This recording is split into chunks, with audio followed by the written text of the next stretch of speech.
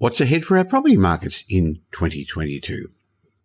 Even though the situation is improving, clearly we are still going to have continuing issues with COVID-19, and that'll affect our local economy in the new year.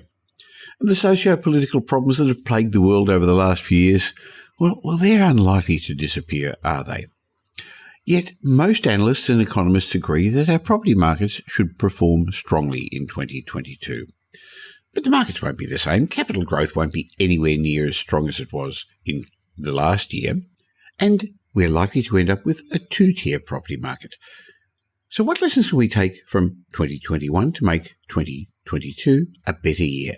That's what I'm going to discuss today as I share 21 lessons from 2021. So welcome to today's show. Welcome to the Michael Yardney podcast, where twice each week you will learn a number of new ideas regarding success, property investment and money in around 30 minutes.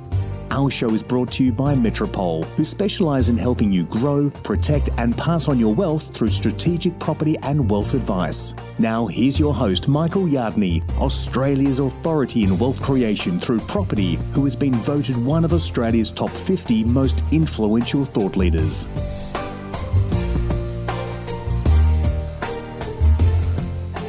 Each year brings its own set of wins, challenges and lessons to learn, and 2021 was certainly no exception. It's been an extraordinary year, hasn't it? Looking back at this time last year, we thought we had this COVID thingy licked, didn't we? But then look what transpired. Nobody could have foreseen all that's happening, including the coronavirus, its economic fallout, and the way our lives changed. But as we head into 2022, I can't help but reflect on what Australia as a country has accomplished, and what I've achieved personally, and what our company Metropole's done, what I've overcome, the lessons I want to carry into the new year. So today I'd like to share with you my top 21 lessons for 2021. And the first one is to expect the unexpected. Look, every year an unexpected X factor comes out of the blue to undo the best laid plans. Now, sometimes it's on the upside, like remember that miracle election in the middle of 2019? And sometimes it's on the downside, like COVID-19 or the Delta strain of COVID this year. Now, strategic investors try and protect themselves from these surprises by owning the best assets they can, by having financial buffers in place to ride through the ups and downs of the cycle, by setting up the right ownership structures, by insuring themselves, and by obtaining holistic advice from their consultants. But the biggest risk is one that nobody sees coming, because I guess if one sees it coming, you tend to be prepared for it, don't you? But if no one's prepared for it, its damage will be amplified when it arrives. While an X factor comes every year, it seems to, every now and then, probably every decade or so, a major black swan event, as some call it, comes, one that breaks the world. And that tends to happen every decade, like COVID did this time round. The second lesson I'd like to share with you is focus on the long term. The strong performance of both our property markets and our share markets showed us that you really have to ignore the many property pessimists, those so-called experts trying to chase a headline that made all those predictions. Don't make 30-year investment decisions based on the last 30 minutes of news. How often have you heard me say that to you? Strategic investors have a long-term focus, and they don't change their plans based on what's happening now. In fact, they don't buy investments that are working now. They buy investments they invest in the type of assets that have always worked. In other words, don't chase the next shiny toy or the next hotspot. Now, clearly this was the thinking behind Warren Buffett's quote, "Be fearful when others are greedy and be greedy when others are fearful." But while it's easy to say, it's not really that easy to do. In my regular blogs on Property Update and in this podcast and on my YouTube channels, I called the bottom of the market in October 2020. And I even recommended investing in sound locations during the more challenging times earlier on in the pandemic in 2020. Now, of course, anyone who took my advice, and hundreds of clients of Metropole did, they're looking pretty smart at the moment, as in many cases the values of their properties have increased by, much more than 25%. So the lesson is focus on the long term. Don't pay attention to the short-term news. And it leads into the third lesson, which is it's the media's job to entertain you, not to educate you. Remember, it's their job to get eyeballs on their advertisers' content rather than to educate you. However, when the pandemic first hit, many of us watched the 6 o'clock news and then the 7 o'clock news just to see if anything different was reported, and then maybe the 7:30 report to get another angle on what was going to happen to our health, to our economy and to our property markets. At the same time, my inbox kept dinging with alarmist messages that were uninformed or unbalanced. Think about it. How many of those expert forecasts came true? But look how many people worried, how many people stressed about the potential outcomes that just didn't occur. And unfortunately, being overwhelmed with this information led many people to live in a state of fear and anxiety, and it actually caused some to make disastrous investment errors. So the lesson is, it's not the media's job to entertain you. The next lesson I'd like to share with you is take economic forecasts with a grain of salt. Remember all those forecasts that unemployment would reach 10%, 12%? What about the forecast that property values would plummet, would drop 20% or more? Well, they didn't come to fruition, did they? Similarly, if you're reading something frightening in the business section or hearing it on TV or learning it from your neighbour, it's almost certainly too late to act because the information is already reflected in the market, either in the share price or the property market. So take economic forecasts with a grain of salt. I find it reasonably easy to make short-term forecasts and long-term forecasts with the long-term trends, but the medium-term ones, there's too many factors involved, and that's why most people get it wrong. The fifth lesson I'd like to share with you of my 21 lessons for 2021 is don't believe the doomsayers, because there's always going to be somebody out there telling you not to invest in property. Last year in 2020, at the beginning of the pandemic, the doomsayers, they found their moment and they told us how the property markets would crash. Of course, they were wrong. Now they're out once again talking about inflation, about rising interest rates, about mortgage defaults, how that's going to create a crash in the property market. So don't listen to the property pessimists. Don't listen to the negative Nellies, the so-called experts looking for a headline who keep telling anyone who's prepared to listen to them that real estate Armageddon is ahead of us. Now, there's nothing new about these doomsayers. They've been peddling their forecasts for quite a few decades. There's always going to be somebody out there wanting to stall the aspirations of their fellow Australians who are looking to take their own financial control in their own hands and do something about it. So don't let them stop you achieving your financial dreams. The doomsayers are always wrong, well, at least in the long term. The next lesson I'd like to share with you is no one really knows what's going to happen to the property markets. Look, so be careful to whose forecast you listen to.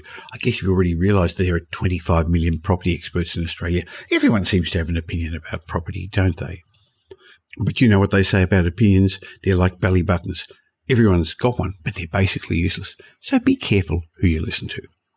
Of course, last year, even the respected economists got their predictions wrong when they predicted significant drops in our property market. And even earlier this year, most of the economists didn't foresee how strong our property markets would grow. So as a real estate investor, while it's important to have mentors, make sure you're listening to somebody who's not only built their own substantial property portfolio, but somebody who's kept their wealth through a number of different property cycles. There are just too many enthusiastic amateurs out there offering investment advice at present. There are so many beginners out there who've done a short course and suddenly they're experts and suddenly they're buyer's agents.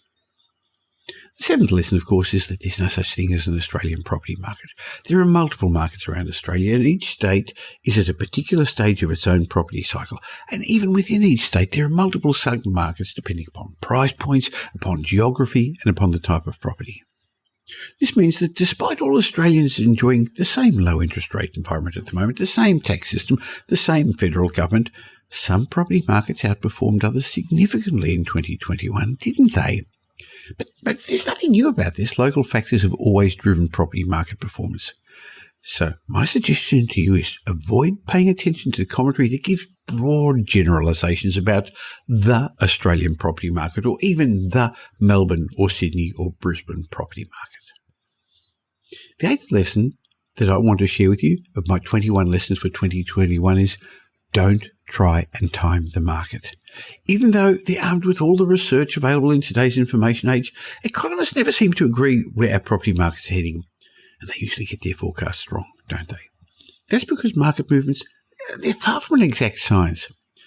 It's just much more than the fundamentals. They're reasonably easy to quantify. It's much more than that moves the markets. One overriding factor the experts can't quantify, they can't, is investor sentiment. So rather than timing your investment purchases or sales, if you buy the right investment grade assets, time in the market is much more important than timing the market. And if you think about it, the top and the bottom of the market are really only 1 or 2 days or weeks or months in the cycle. Don't try and pick them. The 9th lesson is the crowd is usually wrong. Crowd psychology influences people's investment decisions, but often to their detriment. Investors tend to be more optimistic near the peak of the cycle, at a time when they should be more cautious, and they're the most pessimistic when all the doom and gloom is in the media near the bottom of the cycle, when if you think about it, there's least downside.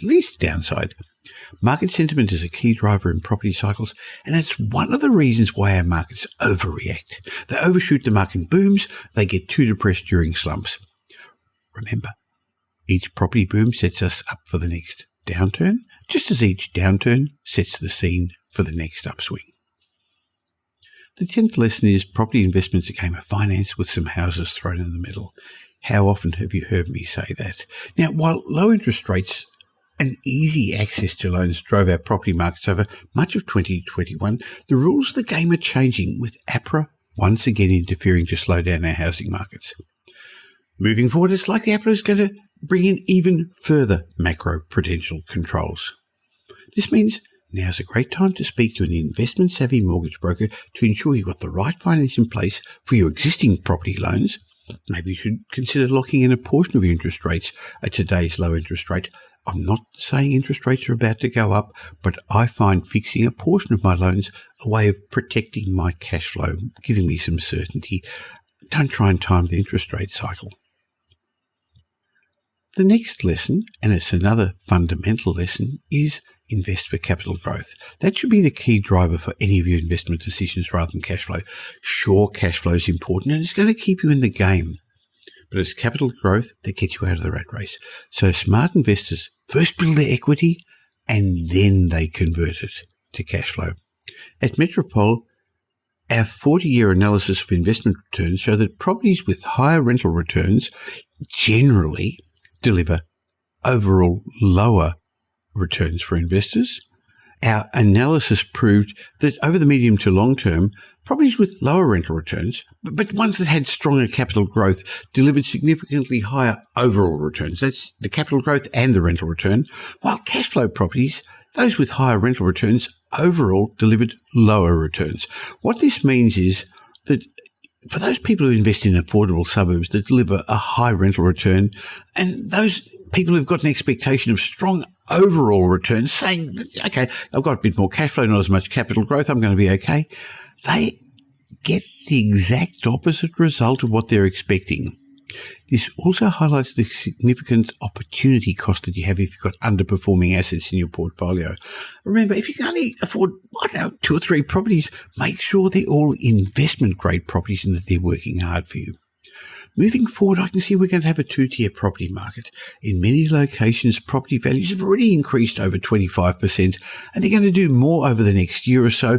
But wages growth has been minimal. This means the average Australian won't have more in their pay packet to be able to pay, another $200,000, $300,000 for a property. If coronavirus has taught us anything, it's the importance of living in the right property in the right neighbourhood. In our COVID normal world, people are going to pay a premium to be able to live close to work close to, in a 20-minute neighbourhood, live in a 20-minute bike ride, drive, walk from their home to have all the amenities they want. They're going to look for things like shopping, business services, education, community facilities, recreation, sporting resources, and maybe even jobs, all within that 20-minute reach. Residents of these neighbourhoods have come to appreciate the ability to be out and about on the streets, socialising, supporting local business, involved with local schools, enjoying local parks. So as obtaining finance becomes more difficult moving forward, it'll be the people with money that'll drive our property prices. Not just locals living in the area, but people who want to move into these better locations. You see, there's always going to be wealthy Australians, people who are going to be able to and prepared to pay to live in these better locations. If you think about it, rich people don't buy cheap properties. Currently, the high end of our property market's leading property price growth. It didn't at the beginning of the cycle, but it's leading it as it always does, and the gap's only going to widen between the more expensive suburbs and the affordable ones. The 12th lesson is there's always going to be a reason not to invest. Every year brings its own set of crises and lots of reasons not to invest. Look, you can go back as far as you want in history. Every year there's been some issues, some crisis. Sure, some years are worse than others, but there's always bad news, and much of it unexpected. So where investors get in trouble is that rather than focusing on the long term, like I mentioned before, they see these crises as once-in-a-generation events that are going to alter the course of history, when in reality, they're just a normal part of history. I'm working my way through 21 property lessons, investment lessons, life lessons that I learned in 2021 or relearned in 2021 that I want to share with you to make 2022 a great year in property. And another one is property investment is risky in the short term, but secure in the long term. Look, the last decade reminded many property investors in real estate that real estate isn't a way to get rich quickly. Now, sure, over the last year, property values increased over 30% in Sydney, middle 20%, 26% in Brisbane, close to 20% in Melbourne. Yeah, but in fact, if you look at it beforehand, there was a long period between the last property cycle peak, 2017, and October 2020, when property prices remained flat and actually fell in many locations.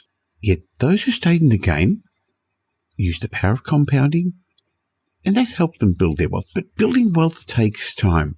I found the average investor takes about 30 years to become financially independent. Now, I know that's not what you want to hear, but most don't even make it there because they don't stay the distance, in part because they don't have good cash flow management either. Many people get into property investment to try to improve their cash flow position, but if they don't have good money habits to start with, taking on more debt only compounds their problems. So how can you make it more likely for you to be financially secure, not to have to wait 30 years to be in that small group of investors who own a significant property portfolio? Now, remember, of the 2.1 million property investors in Australia, just over 20,000, less than 1%, own 6 or more properties. And a lot of those own dud properties anyway, so they're not even good.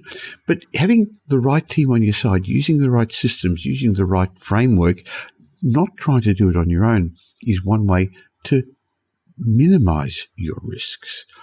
Of course, you've got to own the right properties, you've got to own them with the right structures, you've got to have the right financial buffers in place.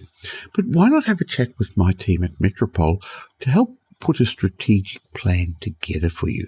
So a lot of clients come to us, or prospective clients come in, they say, how much are your fees and where should I buy? And that's the wrong questions, because we actually don't even start talking about the property until we understand where they are in their life, where they want to get to, what their goals are, how much passive income they want, what their risk profile is, what their plans are. Are they going to move house? Are they going to have a baby? What are their time frames? So, as I said, property investment is risky in the short term, but secure in the long term if you stick to a plan. If you don't have a plan, when the ups and downs of the market come, you tend to let emotions carry you away. You tend to make mistakes. And that's why it's great to have the team like mine at Metropole on your side. Why not go to metropole.com.au and find out a bit about what we do and how we could help you. By the way, we don't sell property, so therefore we can give independent and holistic advice. We start by putting a strategic plan together for our clients, and then you may choose to use our buyer's agency, wealth advisory, financial planning, property management, renovations, development, business advisory divisions. I don't know what services would be of benefit for you, but why not have a chat to see how you can make 2022 a great year for you by having my team on your side. Go to metropole.com.au. Back to the lesson. Sorry I got carried away there, but I just know the importance of having a team around you. But the next lesson I'd like to share with you is you should plan for the worst and look forward to the best. Because as a property investor, I protect myself from the challenges that our property markets bring to us. I was prepared for the pandemic. Now, I didn't know the pandemic was coming. I didn't know what it was, but I know that there's always factors that are going to come out of the blue. So I did so by owning the right assets, investment-grade properties in desirable locations. I did so by having multiple streams of income from a diversified property portfolio of residential, commercial and industrial properties in different states as well as shares. Now, you can't initially have diversification as you start off, so therefore you've got to have the right assets because property investment is lumpy. So I also own my assets in the correct structures that protect my interests and that were tax effective. I had set up financial cash flow buffers to see me through difficult times. Interestingly, I didn't need them, but they were there in case I did. And I have protected myself and my assets with adequate insurance policies. So my recommendation to you is plan for the worst, but look forward to the best.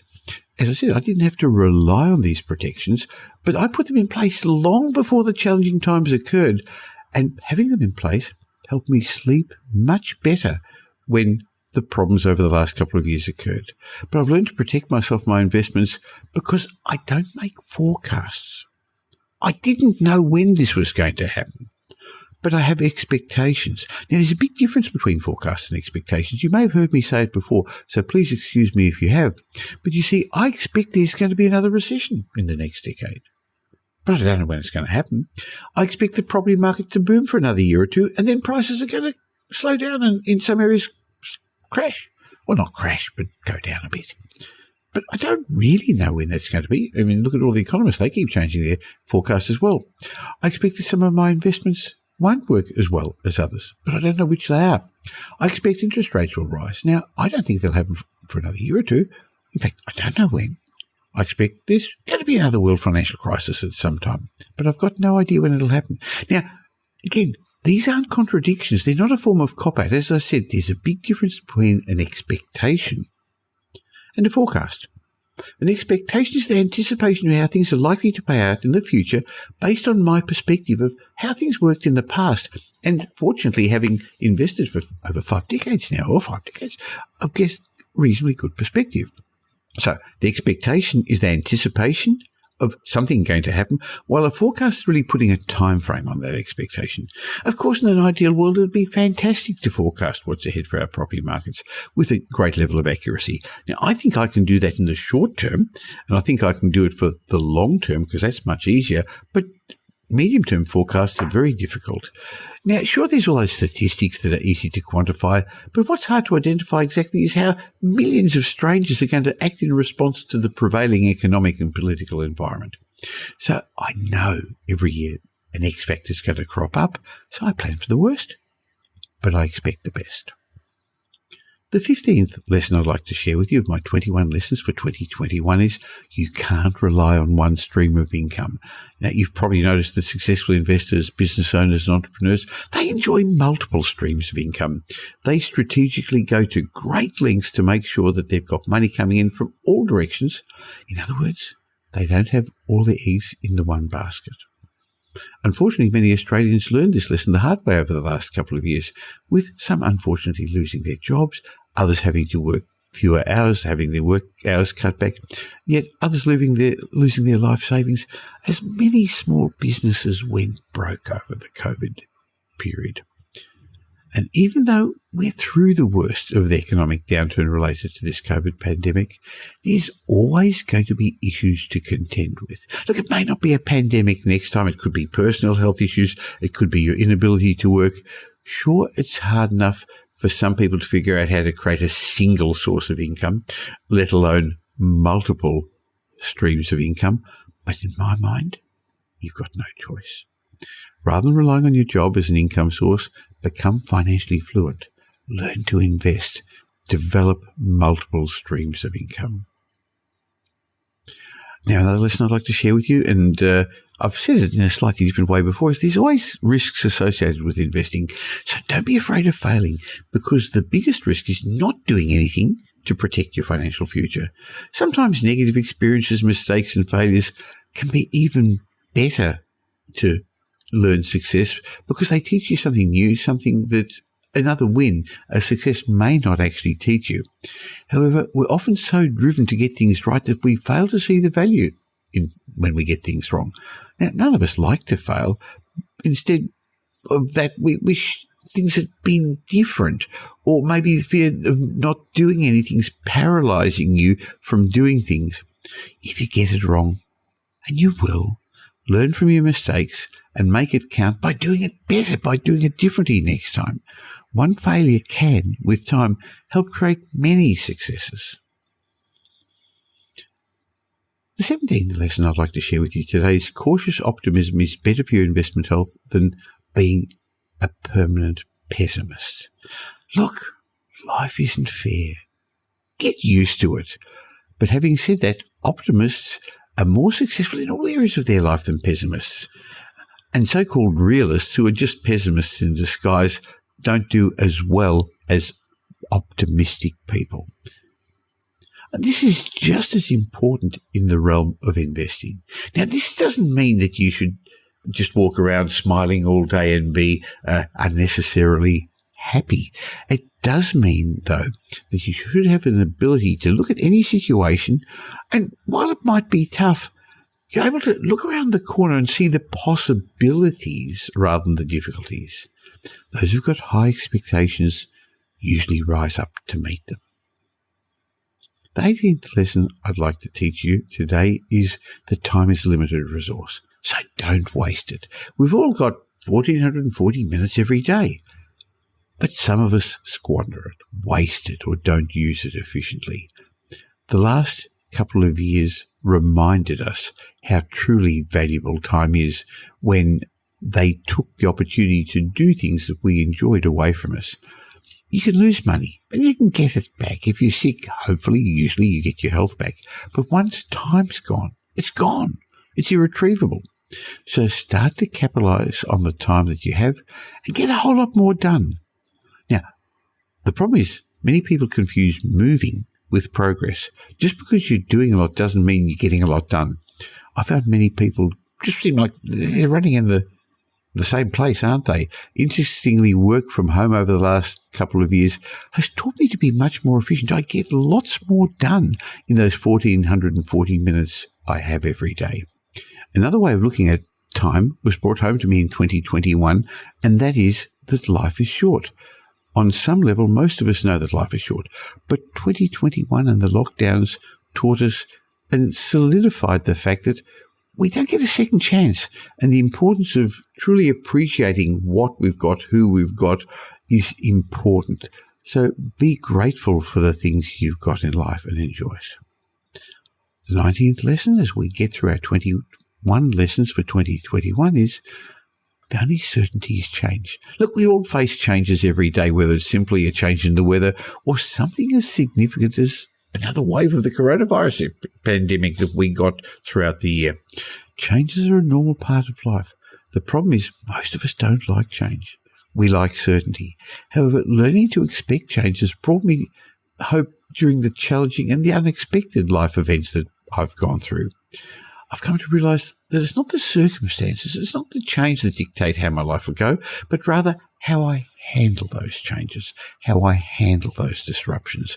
Rather than worrying about all the changes occurring, I've learned the concept of having a useful belief about changes, something I learned from Chris Helder, a great coach, who said, have a useful belief that what's happening to me and see the good in what's coming out of all this.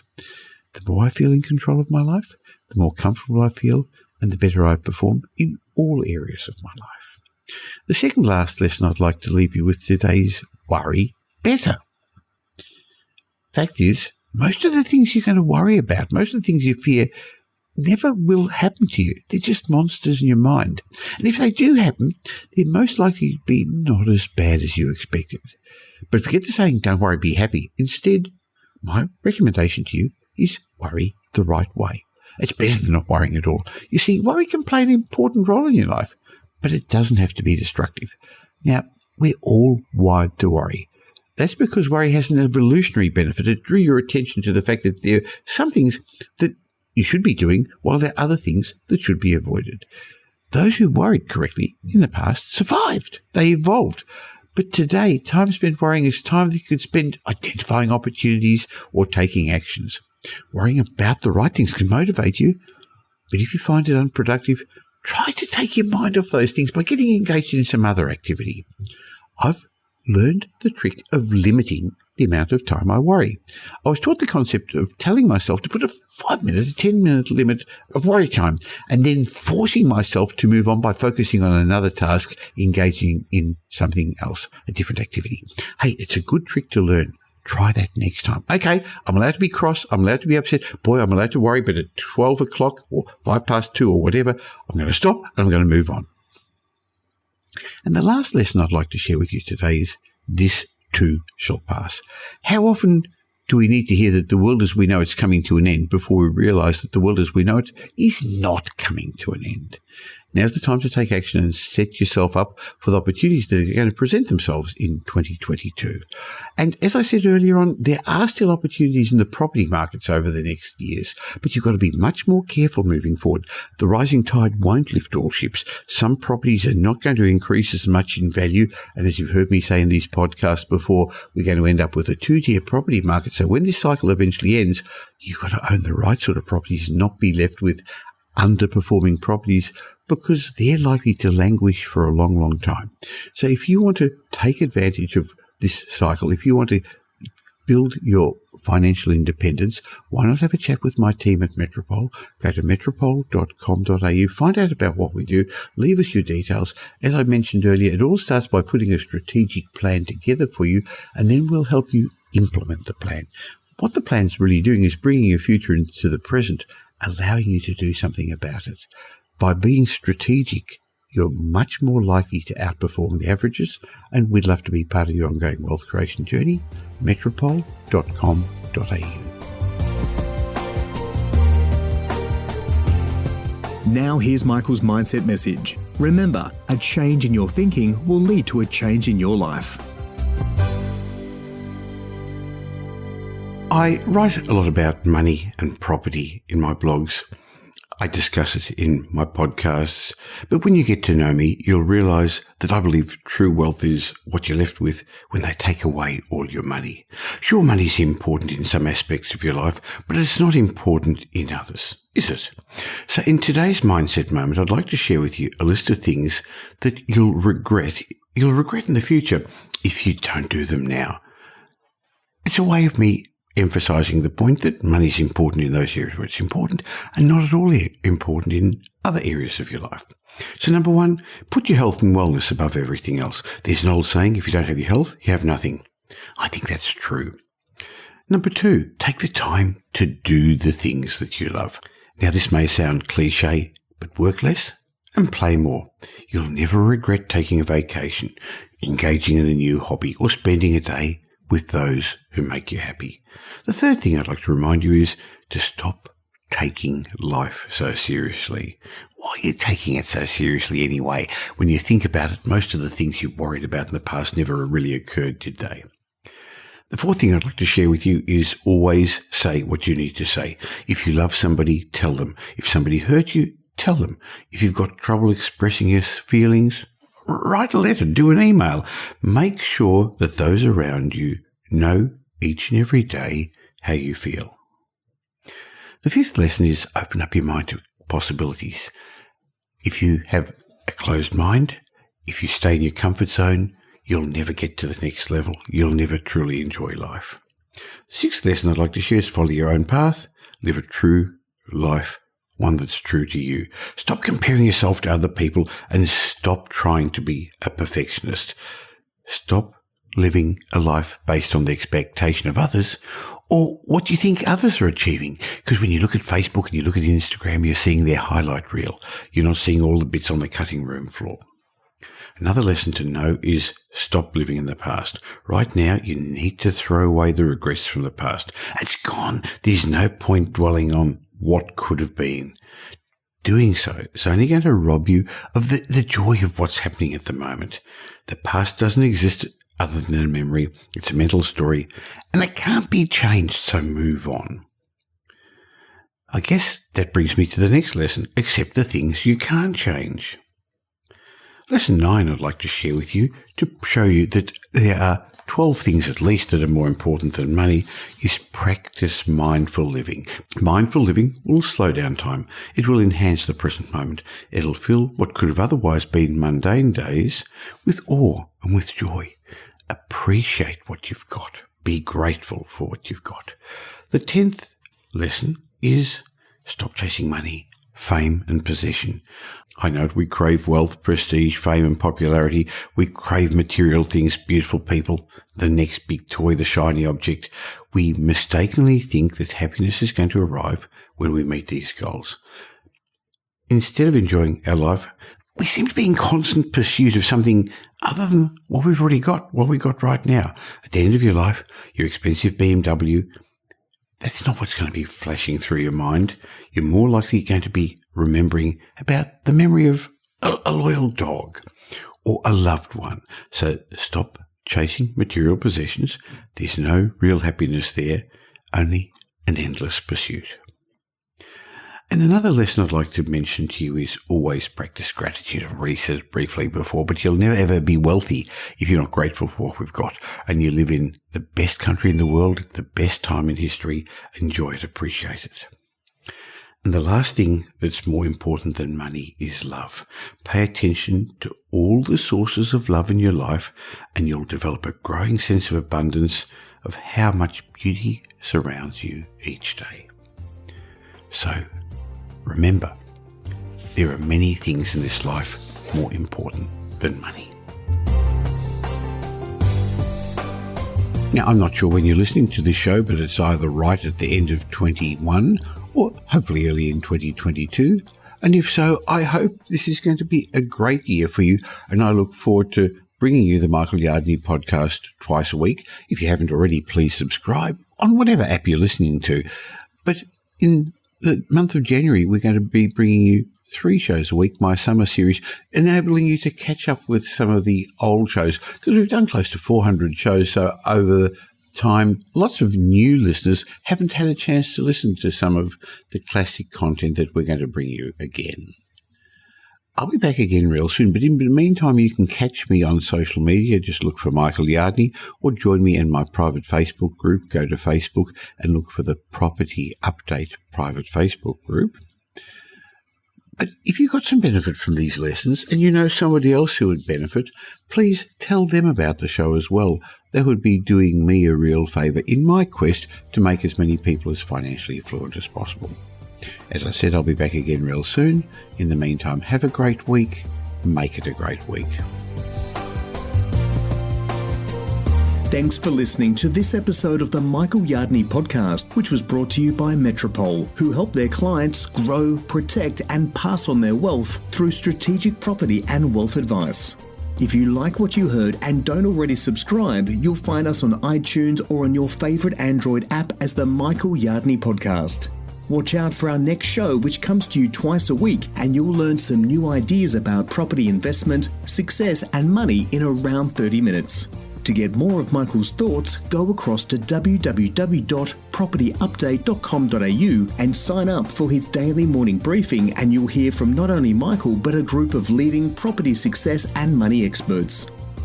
And just a reminder that the information you heard in this show today is general educational advice and not specific investment advice, as we don't know your personal circumstances. If you're looking for specific advice, why not ask the team at Metropole to help you?